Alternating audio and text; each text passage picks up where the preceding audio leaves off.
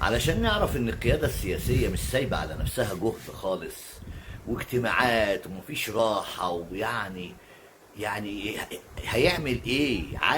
احنا الشعب بتاعنا عايزين كل واحد شغال في عمل يقف عليه واحد شرطة يقوم يراقبه، والشرطة اللي بيراقبه عايز واحد كمان يراقب بتاع الشرطة. يا جماعة لازم تبقوا فاهمين ان احنا شعب خدنا على الرشاوي، بقالنا 60 سنة في الحالة دي من بعد 73، والحالة كانت متدهورة. فعقبال ما الناس تنضف من اللي هي فيه لازم تاخد وقت. يعني شفتوا لو ما كانتش الامن الوطني والمخابرات العامه تنزل باب البحر وتبقى واقفه في الشارع هي اللي تبيع الدخان بتمنه والسجاير يعني بتمنها.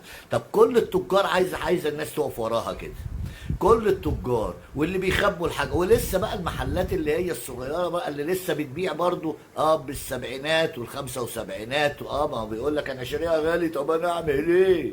حد قال لك اشتريها يا اخي؟ محدش قال لك اشتريها. وبناء عليه خدوا بالكم، اللي ضربة السجاير دي غلت كل حاجة، غلت الفجل والكرات والجرجير، لأن هو بيشتري علبة سجاير ب 70 جنيه، فلازم يطلعها من الحاجات اللي بيبيعها.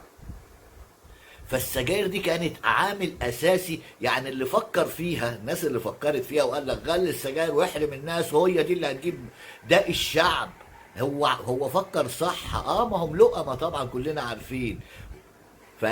اذا كان كل واحد عايز حد يقف وراه، يعني يبقى ربنا بقى يا احكم الحاكمين ارحمنا منهم يا رب، ارحمنا من الناس دي، الناس الجشعة المستغلة المستغلين، يا رب يحفظنا منهم كده، ويشل اياديهم باذن الله، ويشل تفكيرهم اللي بيفكروا فينا في الاذى.